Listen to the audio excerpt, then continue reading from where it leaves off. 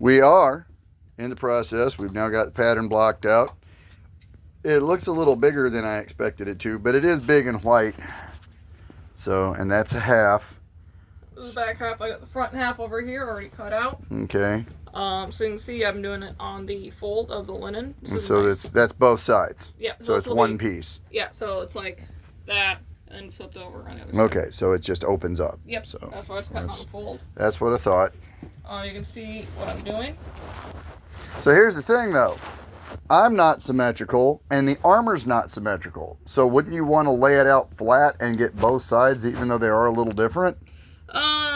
In regards to conserving the fabric, because I only have so much, not really. And that's where that lacing part really comes in handy, and having the kind of wider armpits. And you see this too on the one you have finished over here that needs to be redone or fixed.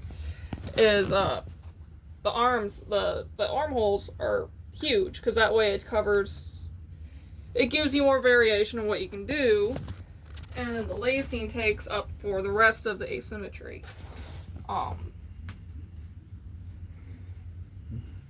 You may note a theme of armor and weapons and dresses and helmets and more gambesons and weapon racks and punching bags and medieval books and more medieval books and more medieval books and more medieval. So there's a lot of the same thing. But what I'm doing is I'm pinning these at an angle up in the corners, because you don't want any of the fabric to move while you're cutting. That's kind of one big thing up here on this, where what your shoulder would be. I'm going across because I want to keep as much settled down as I can. And then I'm going to cut, because we are padding this. I've got Slightly. Well, we're going to have, 2 or 3 layers of this linen. And this linen is not thin. It is a good heavyweight linen. I got a thin linen up there. It's more of a handkerchief weight. Then we got to get some gold silk for the appliques for the charges. And then we've got, here I got one open. And eventually we'll need some black and white silk. So. Some cotton padding, and again, you can see that's about twice the thickness as this linen is. The padding in the extant piece and in Olam's is wool. I, however, do not live in Norway. And they did have cotton. It was much more rare. And it's going to be on the interior. And I am probably going to be wearing this in the summertime. Since most of our events are in the summertime. And the outside will be historically accurate as we can get it. This will be this beautiful silk. This is a Duponi silk. It's a little more on the raw side, which will probably be a lot more period than what you see here. It is not a modern type of silk, so. So I've got this one. Unfortunately, it's not Sartor. No, it's not Sartor. Because I don't have money for Sartor. But so I've got a couple different varieties here. This is Duponi. You can see it's got the thicker weave. But it's still shiny, but it's not as still shiny. This is a polished, finished. That's a modern. This is used sari silk, and you can see it's kind of got a two-tone. And this is straight up raw. Okay. So it's a little more even. It's more of a matte finish. And it's more of a matte finish. This is more of a satin finish, and that's straight up shiny. So we have... it's close to raw silk, straight from the silkworm. From the worm's butt. Then you have somewhat polished, somewhat processed, and fully polished, fully processed. So you have 3 different steps here. And that's kind of where the different terms come in. I can't remember all the terms off the top of my head. That's true. And the video we watched about Edward the Black Prince's, his stuff was padded with wool, wasn't it? Or was it linen tow? I think it was a it combination both? of the two. I'd have to look in the book now. And a great history hit video on the Black Prince Jupon. If you get a chance to check that out, it's great. It's on, I think Wonderingham has the same video. So now that I have this pinned down, what I'm doing is I'm going, again, probably about a thumb's width up. So that's for seam allowance? That's for seam allowance. For a combination of seam allowance and for the padding. Okay. Because what's going to end up happening is it's going to get smaller because it gets thicker. It's not going to be this thin. And this is already with 4 layers right there. It's going to be... Yes. This isn't just fabric cover over. This is a additional piece of protection. The supposition is this is to protect the armor from the elements, and another layer of padding, and to protect the mail, and a few other things. Plus, the more things you can have on you that are flexible and lightweight, but still keep things from entering your body that shouldn't, the better for the way we're doing things in period. So they were doing things in period. There was a law in the Scandinavian countries that they had to have. It expressly said what they were required to wear, and one of the things was a garment of multiple layers of linen that was supposed to be protective. So that was I think that was a 13th century thing. I'd have to look that up off the top of my head. The book's on the shelf, but I have to hold the camera. So I'm not going as wide for seam allowance on the bottom because I did cut this a little on the long side. So to give it that proper sizing, I think that was Norway that law came out of. But I don't speak any of the Scandinavian languages. I don't speak Finnish or Norwegian. So that's the back and the front. Swedish. It'll be laced together. As you can see, the front actually has more of that, has that nice deep curve while the back's a little straighter. This will still provide that nice kind of bell curve. Trying to give me the illusion of that wasp waist that you see in the effigies that I do not have. So yeah, and part of why I'm doing it this way instead of having it kind of how I have these laid out is because it's just like that far overlapping. So what I'm probably going to do is with the interior, the third hidden linen layer, is pull this up, do a couple sideways and kind of piece it together that way. For another interior panel? For the interior linen panel, which will give a couple different things. It means it's on a different weave. Yep, which will also make it stiffer. It'll make it stiffer. It'll give it some of that. If you look at the Black Prince effigy, of course it's a big bronze effigy, but still on the effigies it looks like the surcoats have some substance to them. They have something to them. They're a substantial garment, and that weave would make it a little stiffer. Could we do wool in this if we wanted to? Do we have any wool instead of cotton? And maybe do cotton for a lighter weight linen one that's just for combat games? What do I have for? Let me see what I have for wool. Because if we're going hardcore on this, do we have the option of going as hardcore as your beautiful hand-sewn wool dress that you did? Not wool. Going over in my hidden fabric stash. But look at this. She did all the gold work on this and put the buttons, and this is all her work. She wants to replace it, but this is based off an extant Italian 14th century dress. Actually, early 15th. Oh, it's early 15th? Well, then that's just wrong. I got this for wool. This isn't very thick. Actually, what? To me, this looks dark gray or black. What color is it? It's forest green. Okay, I am red green deficient, so when I looked at it and it was charcoal, I assumed it was probably green. Wait, that dress is green? Yeah. Huh. It is the same wool I made this dress out of. You can see my rabbit. I have my rabbit shoulder pads. Shoulders. Yeah, she tried to do the wool lining. So that she would look as part of the nobility for the medieval Britain. So it's got a spotted rabbit fur. And I have it going down, so it's a little bit more it's over the top. It's merchant's ermine, fake ermine, little black spotted rabbit. Upper merchant, mid upper nobility. Yeah, so kind of think first lieutenant, captain, not a colonel or I got the silver spangles on. I gotta add more. I have enough more. Those are actually silver too. I won those. Yeah, you can see how they're starting to tarnish almost the yellow color because they're silver versus the pewter buttons, which are still bright silver. We should take them all off and get them gilded, as we try to do higher nobility.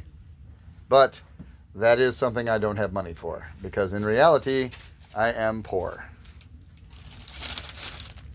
I don't know what that is. 23 karat gold leaf. Oh.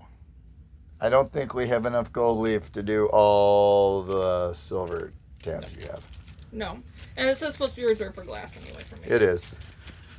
Otherwise, I would get a new set of buckles for all of my armor and start gilding my buckles and brasswork, as it should be done for someone of the upper estate of those who fight. But as far as wool, Upper what I part have of the left, estate. I've got that. I think I used the last of the blue wool on your Torsen mantle. So. Maybe. As far Well, as wool okay, goes, so we do have some wool. this is not. It's gonna not be super padded. thick. You'd have to double that up. So we're going to think about it while we're building. They had cotton. It's kind of a reach. Nobody will see it, but we're trying to make this as historically accurate as possible. So now that's something to think about. It's always a process, and you'll get the people who will go, well, you know, that's not 100% right either, so it's no different than me wearing my cargo shorts and tennis shoes. Doing the best you can and getting as close as you can is very, very different from not giving a crap at all. So As far as our budget is concerned, I'm thinking we stick with the yeah, cotton. Because again, they did have cotton. they did have cotton. We could always, especially since we are doing It'd the be upper Egyptian. nobility, we are doing the royalty. That we can claim it as an Egyptian cotton. We could. And I mean, I'm no one's gonna- gonna cut it apart. This is well. That's not entirely true. It may, in fact, get fought in. It will not get fought in very often. It will be a looking at and display and history event as opposed to combat event version. I do want a linen version of the same colors. Something that's a little more durable. Something Well, that's something's lighter not so weight. much- Not Probably- so much more durable, but is more easily replaced, and not so much "I will kill you if you." put Isn't hole in a it." several $100 garment, because again, we are on a budget, and when we joke about being poor reenactors doing the best we can, a lot of times we will repurpose old stuff. We will repair old stuff. I've done this. This breastplate is older than most of my kids, so And something else it's we do almost as too- old as she is. Something else we do too is trade. Yes, this we wool will barter. Was done on trade. This wool was done on trade. The silk was partially on trade. My beautiful was armor and from- castings belt was done on trade. This yellow linen was from Discount Fabrics. This golden trim is actually wrong. I'm actually planning to replace it with this trim work. But this one, as I've said a lot, the stuff I got majority on here is it was $3 for a spool of 10 yards. The preferred golden braid work was $5 a spool for about 3 yards. And I've got like 12 yards of this on here already. Mm-hmm. And the rest is about 30 yards just right here of this kind of golden elastic. The biggest reason I don't like it, you can see in the back, is Yes, it's looping up. it's looping up. And it's pulling It's out. pulling out. Um, But there's always a bar, and somebody's always at a higher bar, and somebody's always better at whatever you're doing than you are. And don't get mad at those people. I've talked to them. I've talked to some guys that are absolute legends. Ian and Tom and Todd. And I'm friends with people who are way better at this stuff than I am, like Aaron and Brian. And as well, And, too, you can do things on a budget. Like, we get these silks from Miriam's Yarns and Fibers, and they're about $34-37 per silk sari. It's real silk. You can see this one's a two-tone golden purple. And you're guaranteed, it's usually about 5 yards per sari at least. Some of them go up to 10 And you can yards. get a coat hardy out of that. So I've got, it would make, this dress is a little longer. It's about 6-7 yards. It's a big dress You can on a make little girl. a beautiful dress out of, $35 of fabric, and look that upper class on a budget. With Miriam, you never really know what you're gonna get, because she does silk drops, or you go find her at like Penzic or Gulf Forge or another event she goes to. Dive in the silk pile. It's very and you adorable. get this very luscious silk out of it. But it's one of the reasons we merchant, so then we can trade stuff that we get wholesale for stuff other people get wholesale, and you try to help each other out. But it's also one of the only ways we can afford to do this. We're not joking. everyone's, oh, I can't do this. I only make X many bucks an hour and this much a year. I'm like, we're way broker than you are. So that's not a flex or anything. And not even complaining because I love my job and I get paid pretty good for it for what I actually do. But like most of the rest of you guys, I'm not made out of money. And I think we do pretty good for the budget we've got. And a big part of that is the people we know that are willing to help us out and show us things and teach us stuff and cut us deals and trade with us. And the fact that we can do a lot of this stuff by hand and we can do it ourselves. I can build some armor. I can repair most of the armor. She can sew. And you can learn how to do a lot of this stuff. I've started learning how to sew, and I'm terrible at it, but I'm learning. So a lot of it is just effort and what you want to put your time into. And if you really love this stuff, then you can put your time into it. There's my mail. And buy the stuff you can't make the stuff you can make, trade for the stuff. And then as you get tired of a piece or you upgrade from it, find somebody who needs that and go, hey, I'll cut you a deal on this, or give it out for loaner or something like that, and keep growing the hobby and keep helping out. Because for the overwhelming majority of us, we're just regular people with regular workaday jobs. We are not medieval nobility that can buy hundreds of dollars of silk at a time and thousands of dollars of silver beads and stuff like that. Get over $50 a month in sales. And then buy a several $1,000 suit of armor every year. We can't do that. So we've got to make allowances where we can and find the ways we can get around our budget requirements. So anyway. This is getting a little bit longer, so we're going to cut this one off here. But you can do it. Going to do how to cut out the pin. Yeah, but it started to grow, and I like getting you on camera, because you're so cute.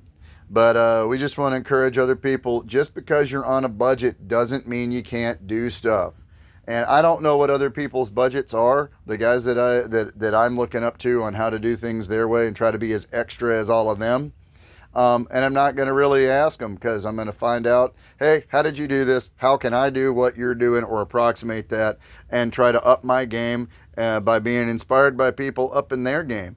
So as iron sharpens iron, one sharpens another. So don't get all down because you may not have start out with the top end stuff.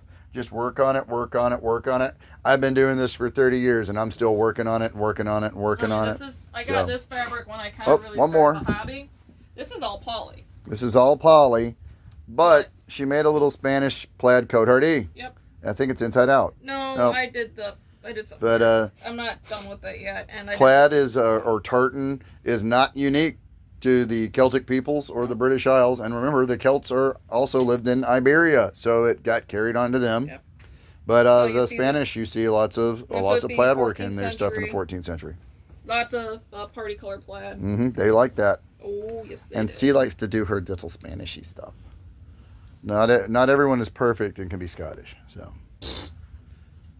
remember, as the great poet Michael Myers said, not the guy from the Halloween movies, the guy from Saturday Night Live, if it's not Scottish, that's crap. That's not entirely true. I have a lot of cool English and French stuff, but he's really fun. I should make you some Spanish stuff. You should make me some Spanish stuff, like some Spanish food. Their food is so good. Whereas, with all due respect to my British and Scottish friends throughout the world, what is with your food? Fish and chips is good. The rest of it largely seems to be based on a dare. So, anyway, love you guys anyway, all the way across the pond. I'll probably be online talking to people who know way more than I do, which is a lot of people, later trying to get more ideas for this surcoat project. So remember to check out revivalmilitaria.us. We like to have fun. We might make a joke or two here, but we love everybody. So if you want to check, I probably will be doing hoods and stuff as commissioned. Yes. You can check out my website at kims-glass.com. Yes, You'll buy find glass. my coffee account, ko-fi, through that. And I will be putting up hoods and maybe some cloaks or some other commission Simple stuff. I probably won't be doing anything fitted just because I kind of need you here for that, or body double. Yep. But cover your head, stay warm, get coiffs, get hoods, things like that. And we'll see you in the next one. Like and subscribe.